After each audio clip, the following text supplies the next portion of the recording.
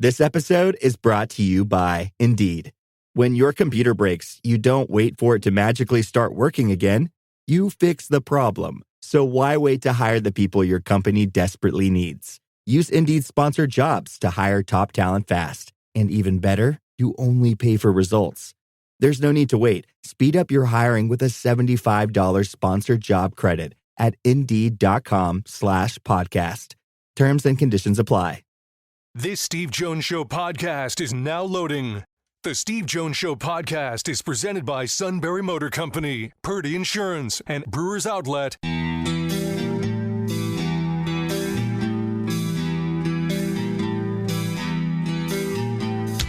Bringing you an in-depth look at Penn State sports and more. This is the Steve Jones Show on News Radio 1070 WKOK. The Steve Jones Show is presented by Brewers Outlet, Sunbury Motor Company, and Purdy Insurance. Now from the Sunbury Motor Studio, here's Steve Jones. Half hour brought to you by Brewers Outlet, Reagan Street in Sunbury, the beverage supermarket. Imports, domestics, microbrews, the best selection of beer anywhere. Wine coolers, water, soft drinks, snacks. They roast their peanuts fresh and out every day. 6 great flavors of slushies. And not only that, but ready to drink cocktails. High Noon, Crown Royal, Jack Daniels, and the Pickle Bar led by the Barrels and the Dills, indeed second to none, all at Brewers Outlet, Reagan Street in Sunbury, the beverage supermarket. The great Neal Coolong now joins us. Sir, always a pleasure. Highlight of our week. The pleasure, as always, is mine. It's great to be here. Well, you and I meet on this show every week. Aaron Rodgers allegedly met with the Steelers last week. Thoughts, sir? I hope he got a nice tour of the facility. I hear the players don't think all that highly of the weight room, but maybe that doesn't bother him at age 41. I don't know. It seems odd to me that he would want to show up and not sign a contract. Would that really weigh in on his decision, I guess, was my thing. Is that really what this is? Is he just kind of treating this like one of his 5 official visits in college? I don't know. But by this point, I don't think there's anything we should view as unexpected or strange, because that would only suggest that it's not something we saw coming, and there really shouldn't be anything with Aaron Rodgers. At the same time, the lack of pursuit elsewhere really kind of suggests this is the match that everyone expects to take place. I would figure neither of them have better options right now than one another, and because of that, it's going to kind of go the way, I guess, that Rodgers wants it to go, because logically, if you think about it, if it works, if everyone's on the same page, why do we need to do it today? He's got his reasons. Most people speculate it has something to do with, side media pursuits that he has. Maybe it does, maybe it doesn't. I would say, though, it's not necessary to get anything locked in, really, until the draft. At that point, you'd need an all-in vote, simply because for the Steelers, they're not going to have another option at quarterback. If they want to go with Mason Rudolph, I guess that they can, but your draft plans are probably going to change a little bit if Rodgers is not going to sign. And if they have confidence now that he will, they can conduct their business as they would anyway, and it'll just be kind of an annoyance for fans and media alike. Until the great glorious day when he does actually sign, and the Steelers can get to the business of figuring out how to conduct a professional offense, which we'll see whether or not that happens with Aaron Rodgers. What was that last part? Conducting a professional offense? It's been a while. I know it's strange, but the other thing that caught me more than anything, I remember last year not really drinking the Russell Wilson Kool-Aid. Right. And looking at what he had done in Denver, and everyone lays out his stats and say, he really wasn't all that bad. It's like, well, you need to watch the game. You watch the tape? Kind of see. Yeah, exactly. You need to see the manner in which those stats were produced. It's really not that hard for a quarterback in today's NFL to throw for 3,500 yards. I mean, really what that means is he played 16, 17 games. They throw a lot. So yep. What really stood out to me, though, is that Wilson's numbers in Denver are very, very similar to Rodgers' numbers in New York. Mm-hmm. Now, we can get into details of that, why it is that happened. Rodgers played another game. Rodgers is also coming off an injury. Wilson got sat down in Denver toward the end. I think he missed, the last 2 games, something like that. Yeah. Whatever it is, you can't look purely at the stats. But when they're remarkably similar at a level that I think most would agree is not exactly outstanding, you do have something of a sense of what you're getting. Now, in Wilson's case, his numbers looked a lot better for the first 6 games of his time in Pittsburgh than they ended up being after the last 5. And again, of course, he only played the 11 games. But with Rodgers, he was coming off injury, but as I've said in this segment many times, you don't get better at football by not playing football. He missed a year with injury. It's not as if you can say, well, now he's healthy, now he's ready to go. He's 41 years old. You don't just get better at the age that he's at either. So I don't know how much better people could really expect him to be. But I will say at a mid-range target, call it 15 to 20 yards, red zone offense, he can still conduct himself very well. He has a very good back pylon throw still.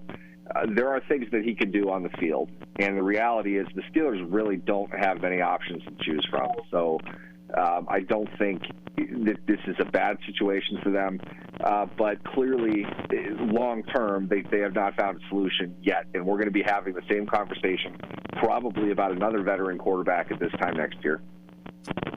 So what of Russell Wilson? Is he still an option if Rodgers decides in this merry-go-round not to jump on the carousel? What I thought, as far as Wilson was concerned, at the end of last season, if he gets to free agency, there's an active decision to not bring him back. Now, at the same time, I don't know what that means. Really, you're talking about a comparison between Rudolph and Wilson more than anything. If it came to that, that would be the decision they would make. But if they were happy with Wilson, with everything that he did, with how he played, with what the offense was doing, and there's ample evidence to suggest maybe they have a few concerns, as well as, I think he showed some positive things as well. But if they were going to let him reach free agency, or at the very least, if he was going to stay in free agency for longer than a day or two, they don't want him back. And I think that's the situation that they're in now. And the fact that they brought in another veteran backup in Rudolph, it doesn't necessarily take a spot away from Wilson, but it's a move that they made at the quarterback position. They're waiting on Rodgers that, we could go all day with this. I don't know if we were talking about a difference with a distinction between Rodgers and Wilson, except for the fact that they know Wilson, they've worked with Wilson. They probably haven't worked with Rodgers all that much. So what they're saying is, I'm taking the devil I don't know versus the devil I do know.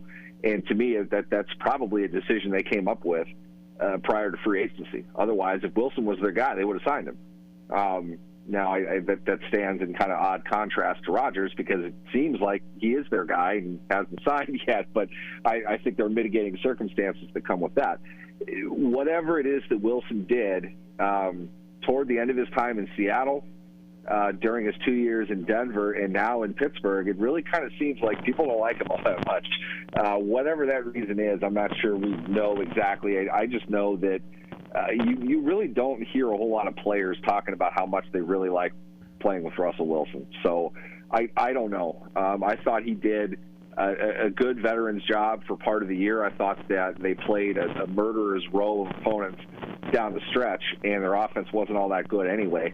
And he suffered probably the same fate any other reasonable quarterback the Steelers could have had in weeks 12 through 17, whatever that was. They would have the same results with just about anybody else that they could have had. So I don't know if it's a physical thing as much, or just he rubbed people the wrong way, he wasn't doing what they wanted him to do, et cetera, things that we might hear from an anonymous report somewhere down the line, but not something that's going to happen today. I will make this prediction, though. If he signs with Cleveland, that's the story we're going to hear about, 72 hours prior to the first Steelers-Browns game. Yeah. Well, we know how simple the media can be. It's all, I understand that. Jameis Winston signs with the Giants. Okay. I only have one question. Really? I think if you look around the market in general, it all kind of connects to the same thing. These options aren't great. No. If they value Winston more than, it's probably a dollars thing versus either Rodgers or Wilson, who are probably more at the starting tier, whereas Winston, I think, really truly is a backup quarterback. If you watched him play in Cleveland last year, all due respect to him, I know young Jameis Winston, early in his career, physically speaking, he's got some of the most arm talent you're ever going to see from a quarterback. Just a phenomenally gifted passer. Mm-hmm. He was a shell of himself last year. Almost like I don't think he expected to play at all. And maybe that's his job. Obviously Watson was going to be the guy they went with. And they've proved the last 2 years now they're not going to bench him unless he's hurt. So I don't think Wilson really put anything into what he was doing. But he got old really, really fast because he did not look good at all. Backup level quarterback. I think it really just kind of represents the Giants' intent to make a move to draft a starting quarterback. I don't think that they would intend to start Jameis Winston. If you look at Winston on, 2 to 4, 5 maybe million a year backup type of role, that's not bad. But I think something went wrong if he's your week one starter, and they didn't pay him to be their week one starter either. So there's still a move coming with the Giants. I don't know if they chase after Wilson or try to get anything with Rodgers from this point out. I think they're looking at the draft, and it's probably going to be, if they want to land a quarterback, it's probably going to be a trade with Cleveland to move up and probably grab Shedeur Sanders. If you want to take Sanders that high, that's probably what they'll have to do. But they've got another quarterback coming in the same way the Steelers do. It's just a question of how they want to value the next one they bring in. Well, here's the issue. You brought up Shedeur Sanders. Didn't bring up Cam Ward. But this is such a limited quarterback draft that I don't think there are a lot of great options for anybody out there.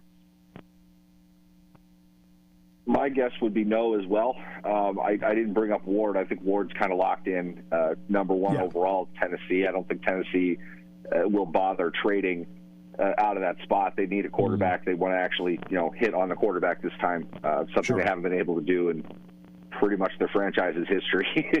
So Steve McNair. They have not been able to do that. And I could definitely see why they would want Ward in that spot. He looks the part of a number one overall pick.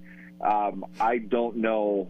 Maybe get into this another time, but it's an interesting conversation of how you want to define a good quarterback draft. Is it the presence of greatness or the presence of depth? Mm-hmm. I don't know if the ceiling is really there for Cam Ward or Shedeur Sanders, for that matter. I know that there are a couple guys that I think teams might talk themselves into taking in the 20s into the 30s, early second round. Not necessarily, real low odd players, but guys that need a little bit of development. The presence of quarterbacks are there, but that's usually what you say after a draft where 6 of them just went in the first round. So I would agree overall, yes, I'm not sure it's a great quarterback draft. I'm just not sure if that's because the ceiling isn't very high or because there's not great depth there. You and I have talked about Jackson Dart. It's funny, I hear mixed reviews on him.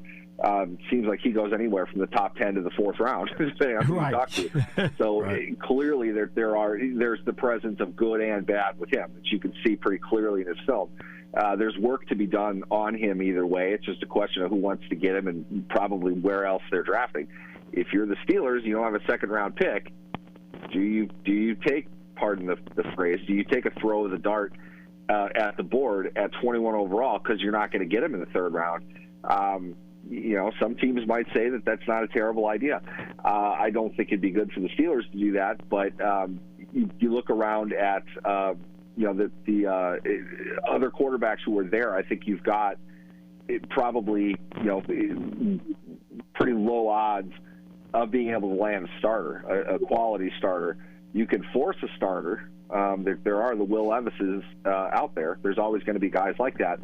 I'm sure we'll see a couple of them get drafted. I'm not sure if any of them are particularly good. This is not the type of year really that you need to get a starting level quarterback. And it's funny that the Steelers seem to be in this spot more and more recently, but most importantly when there are no quarterbacks to get. So they have their pick of a lot of long shot prospects, and for their sake you hope they can get something, but it kind of seems also like maybe they're loading up for next year.